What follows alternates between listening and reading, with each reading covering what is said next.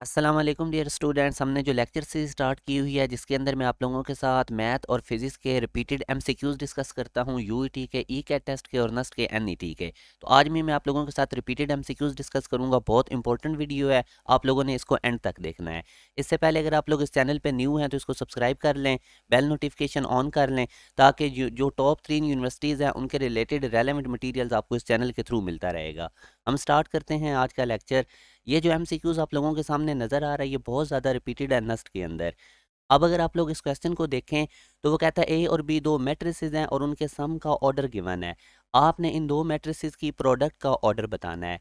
तो याद रखें, जब हमारे पास दो मैट्रिक्स के सम का ऑर्डर गिवन हो तो दो मैट्रिक्स का सम तभी पॉसिबल होता है जब उनका इंडिविजुअल ऑर्डर सेम हो। तो इससे अब हम लोग ये कंक्लूजन निकाल सकते हैं कि ए का ऑर्डर भी 3x4 होगा और बी मैट्रिक्स का ऑर्डर भी 3x4 होगा। अब हमने बताना है इनकी प्रोडक्ट का ऑर्डर। तो ए का ऑर्डर भी हमें पता है, बी का ऑर्डर भी पता है, मगर मल्टीप्लिकेशन के लिए हमें पता है कि फर्स्ट मैट्रिक्स के कॉलम नंबर ऑफ कॉलम्स वो इक्वल होने चाहिए सेकंड मैट्रिक्स की नंबर ऑफ रोज़ के। तो अब आप देख सकते हैं कि इधर पहले मैट्रिक्स के जो कॉलम्स हैं वो 4 हैं और दूसरे मैट्रिक्स की जो रोज़ हैं वो 3 है और ये आपस में इक्वल नहीं है। तो इसका मतलब इनकी मल्टीप्लिकेशन ए और बी मैट्रिक्स की पॉसिबल नहीं है। तो इसका डेल्टा ऑप्शन है। बहुत इंपॉर्टेंट क्वेश्चन है, आप लोगों ने इसको केयरफुली देखना है। अब हम नेक्स्ट मूव करते हैं। इस क्वेश्चन में वो हमसे पूछ रहा है sum of cube roots of 216। याद रखें, किसी भी नंबर के क्यूब रूट्स का अगर वो आपसे सम पूछता है तो वो ज़ीरो होता है। अब फ़र्ज़ करें कि अगर वो इस नंबर का हमसे इसके क्यूब रूट्स का सम पूछे तो वो भी स्ट्रेट वे आपने आंसर ज़ीरो करना है, क्योंकि इसमें उसने ये नहीं कहा कि क्यूब रूट्स निकालो, वो उनका सम पूछ रहा है। तो आपने प्रॉपर्टी यूज़ करनी है, sum of cube roots of any real number zero होता है। इसी तरह अब एक और क्वेश्चन जो काफ़ी दफ़ा नस्ट के अंदर आया है, product of cube roots of this number. तो याद रखें, प्रोडक्ट भी किसी भी नंबर के क्यूब रूट्स की जो प्रोडक्ट है वो हमेशा वही नंबर होता है। तो ये दो की फैक्ट्स मैं आप लोगों के सामने लिख रहा हूँ, इनको आपने याद रखना है। Sum of cube roots of x, x belong to real number, हमेशा ज़ीरो होगा। और product of cube roots of x, जबकि x belong to real number, वो हमेशा वही नंबर होगा। तो अब अगर आपसे वो किसी भी नंबर के क्यूब रूट्स की प्रोडक्ट पूछता है तो वही नंबर उसका आंसर होगा। अब ये -1728 के क्यूब रूट्स की प्रोडक्ट पूछ रहा तो यही नंबर इसके क्यूब रूट्स की प्रोडक्ट होगी। और अगर वो किसी नंबर के क्यूब रूट्स का सम पूछे तो वो ज़ीरो होगा। याद रखें, आप लोगों ने क्यूब रूट्स निकालने नहीं बैठ जाना। जैसे अब देखिए, मैं आपको एग्जांपल देता हूँ।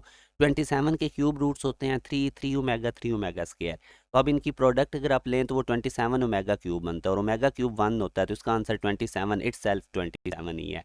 तो याद रखें, किसी भी नंबर के अगर आपने क्यूब रूट्स की प्रोडक्ट निकालनी है तो वही नंबर होगा। बहुत इंपॉर्टेंट, मैंने आपसे ये की फैक्ट्स शेयर किए हैं। अब ये वाला क्वेश्चन भी बहुत ज़्यादा रिपीटेड है नस्ट के अंदर भी और यूईटी के अंदर भी। इसमें भी अब आप लोगों ने की फैक्ट याद रखना है कि अगर हमारे पास जो ओमेगा है इसकी जो कंजेक्टिव पावर्स होती हैं उनका सम ज़ीरो होता है। जैसे कि मैं आपको एग्जांपल भी देता हूँ, ओमेगा की पावर 19, 20, 21, ये कंजेक्टिव पावर्स हैं, इनका सम ज़ीरो होगा। और ये पावर्स माइनस में भी हो सकती हैं, अगर भी ये कंजेक्टिव हैं तो फिर भी इनका सम ज़ीरो होगा। बेशक पावर माइनस में हो, अगर कंजेक्टिव हैं तो उनका सम ज़ीरो होगा। अब आप देख सकते हैं कि हमारे पास ये ओमेगा की पावर 1 से 10 तक है। तो इसको अब हम कैसे सॉल्व करेंगे? ओमेगा की पावर 1, 2, 3 इनका सम भी ज़ीरो होगा, क्योंकि ये तीन कंजेक्टिव पावर हैं। फिर 4, 5, 6 यहाँ तक भी सम ज़ीरो होगा। 7, 8, 9 इन पावर का सम भी ज़ीरो होगा, सिर्फ ओमेगा 10 बचेगा। और ओमेगा 10 को हम लिख सकते हैं ओमेगा क्यूब का क्यूब, और ओमेगा क्यूब 1 होता है, ओमेगा से मल्टीप्लाई हो के ओमेगा। तो यूँ हमारे पास इसका ऑप्शन डेल्टा बनेगा। ये बहुत इंपॉर्टेंट, मैंने आप लोगों के साथ चैप्टर नंबर 4 और 3 के अंदर से एमसीक्यूज डिस्कस किए हैं जो कि रिपीटेड है नस्ट और यूईटी के अंदर। अब मैं आप लोगों के साथ फिजिक्स के बहुत इंपॉर्टेंट कॉन्सेप्ट शेयर करने लगा हूँ, एवरेज वेलोसिटी और एवरेज स्पीड के।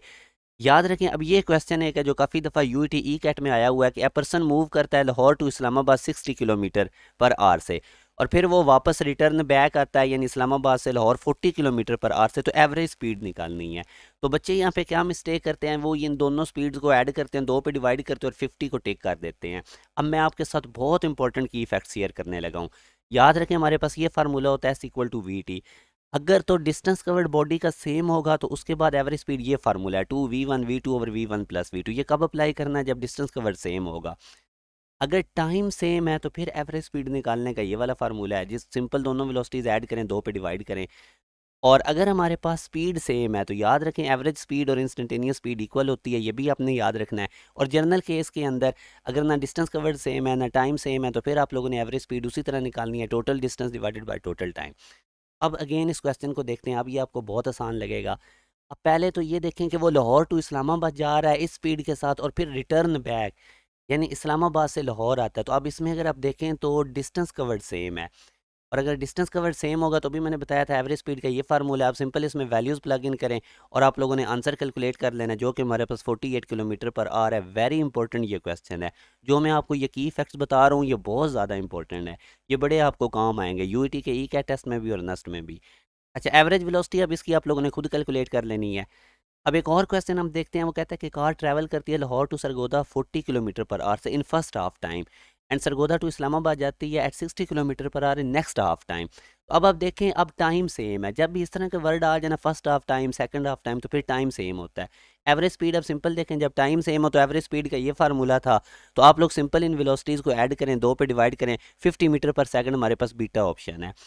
अब एक और क्वेश्चन देखेंगे कि एक ऑब्जेक्ट कवर करती है 30 मीटर 7 सेकंड्स के अंदर, फिर फर्दर 20 मीटर का डिस्टेंस कवर करती है 3 सेकंड में, एवरेज स्पीड क्या होगी? तो इसमें ना डिस्टेंस कवर सेम है ना टाइम सेम है, तो इसमें एवरेज स्पीड कैसे निकालेंगे? जो भी मैंने बताया था, total distance divided by total time. इसके अंदर आप वैल्यूज़ प्लग इन करेंगे तो हमारे पास आंसर आ जाएगा 5 मीटर पर सेकंड, जो कि अल्फा ऑप्शन है।